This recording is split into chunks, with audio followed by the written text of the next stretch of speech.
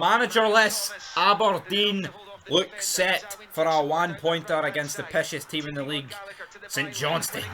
It's the team that's bottom against the team that play like they're bottom, and that is Aberdeen. We could be without another manager here, Callum Davidson. We're seconds away for that final whistle. The managers are biting the dust here in the Scottish Premiership. We've got about a minute to go. Can any of these teams stand up and make themselves...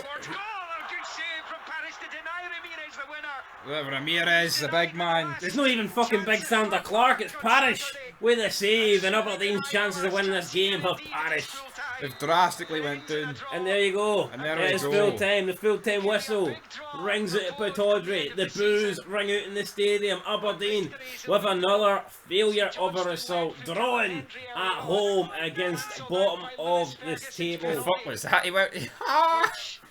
Bottom of the tables at Johnstone. It's finished here at Pittodrie. Aberdeen 1, St Johnstone 1. And I feel sorry for the sheep that are going to get absolutely shafted after this game. They've got to take other frustrations, brother. But Aberdeen could go down. Well, they say in England, like when England lose, the wives or domestic abuse crime goes up. I wonder if that's the same with the sheep in Aberdeen. The RSPCA, is Kurt Summer getting a wee move to Aberdeen so he can batter the sheep like he battered his cat, which is... Kirsten was a shite bag. He probably wouldn't touch a sheep, too big for him. Claimed he was sick and dropped out in the match. Embarrassing. Fucking embarrassing. But talking about embarrassing, guys, this was pretty embarrassing here. Aberdeen, you thought, oh, they might, not a new manager bounce, but we'll get rid of the manager so we'll perform for the interim guy. Didn't happen. They go 1-0 down. To be fair, would you perform for Barry Robson? Couldn't even tell you who Barry Robson is. Former Celtic, former Dundee United player. I think he also had a spell at Aberdeen. Did he play 3 games for Celtic and was cooked out his tits? Probably like 3 seasons. 3 seasons. Also, yes, who the fuck's this Jimmy Slane guy? Or Colin Slane, whatever his name is. Jimmy's not John. I don't know, I don't care. Jimmy John Colin. People making it as if he's the greatest thing ever. He's never heard of him in my life. I know. How could he be if he was this legend, right? And I'm big on my Scottish football. I would have heard him. I would have known about him. Would he appear on our Sporkle list? Is he that over? Who gives a shit? We don't know. He played 3 games for Celtic. Fucking, you know what I mean? I'm sure there's plenty of jobbers. Anyway, back to the match for a few. Callum Hendry sent St Johnstone ahead. Only 6 minutes into the game. Great start for St Johnstone. Horror show for Aberdeen. St Johnstone then held on to that 1-0 lead going into the break. And with 45 minutes gone at the halfway stage, you're beginning to think, you know what, this ain't looking good for Aberdeen. Because it didn't look good for Aberdeen. They were in trouble. But 71 minutes into the match, a penalty for Aberdeen. And it was the man, the only guy that was going to step up and take this, Lewis Ferguson. He doesn't miss penalties, and he didn't miss this one. He converted the penalty past Parish. Unfortunately, Sander Clark wasn't playing tonight.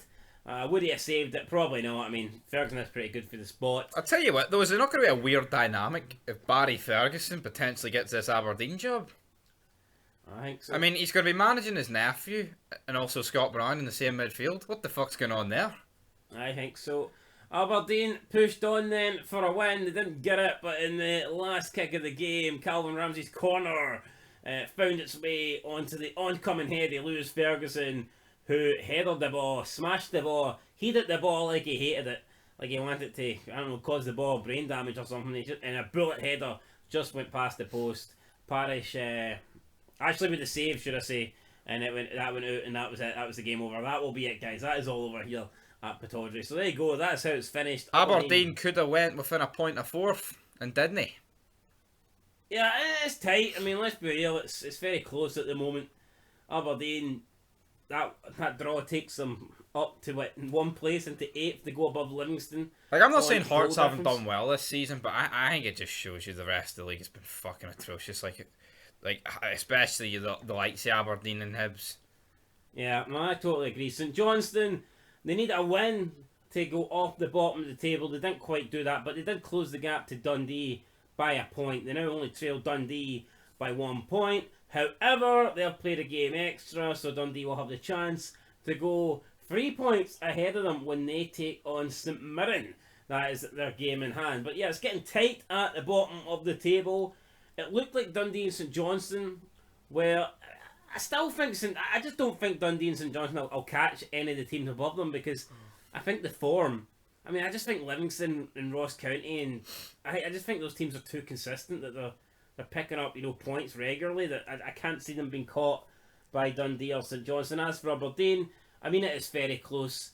Dundee United in 4th place with 33 points, and then you've got Livingston in 9th place with 30 points. You have 3 points separate 6 teams, and it's not just it's not just 4th. There's a Europa League conference spot on the line here for whichever one of those teams. Doesn't really matter which one of those teams go in it though. But... Yeah, they'll get pumped out regardless. But I mean, come on, it's a big opportunity here for them, and all it's going to take is one of these teams to go on a decent run.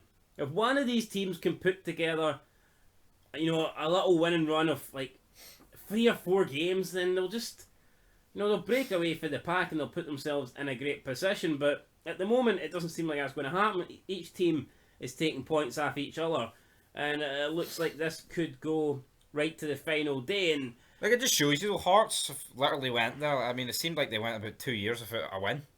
And they're still 10 points clear at 4th place Dundee United. Mad. I think I wouldn't be surprised if we get to the stage at the end of the season where they've got teams in the bottom 6 with more points than teams in the top 6. Because it's that close, that's just brown down. And then obviously Rangers and Celtic will take points off the teams who are in the bottom of the top 6 compared to the other teams that are at the top of the bottom 6. Let us know, guys. What's your thoughts on the split? Do you like it or do you not? I mean, it's a cool concept, but I do think it's a bit messed up how you could have 8 points more than the team in 6th, but because you're 7th, you can no longer catch them. I like it, right? But I think it's because it would make a lot more sense if it meant Rangers and Celtic could play last game of the season. But they don't do it. What? How would that make more sense? I don't know. I'd like that. How would that's got nothing to do with the split? I mean, it's got nothing to do with the split. But there's more. They do the split because they don't want each team to play each other 4 times. Yeah. They don't want 44 games in the league. That's understandable. So it's got nothing to do with the last game being Celtic Rangers. No, but I think I don't really like the split, but I feel like I could understand it more if it could get that could happen. Why wouldn't they just arrange it? You could arrange that without a split. I don't like it scripted, but the fact is they'll never do it.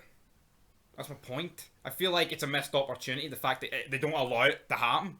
But they could happen without the split. I know it could, I'm not saying it can't, but I feel like with the split the odds go up because you've only got the 5 teams. But the odds still go up, like you say, because they don't allow it. Yeah, well, that's my point. So the odds with or without the split. Right, guys, you get where I was going with, right? But anyway, 8-minute match if you hear about a game that's... Nobody cares about. Exactly, but Aberdeen won, St Johnstone won. I tell you a game people would care about. Old Firm, fucking last game of the season, title on the line. Exactly, check out my Football Manager, that's what happened. Helicopter Sunday. Attack helicopter. You need a helicopter Sunday, you would just catapult. The only thing you need to do is decide whether you're putting green or blue ribbons on it. That's the bottom line. That's it, like. And until then. Peace.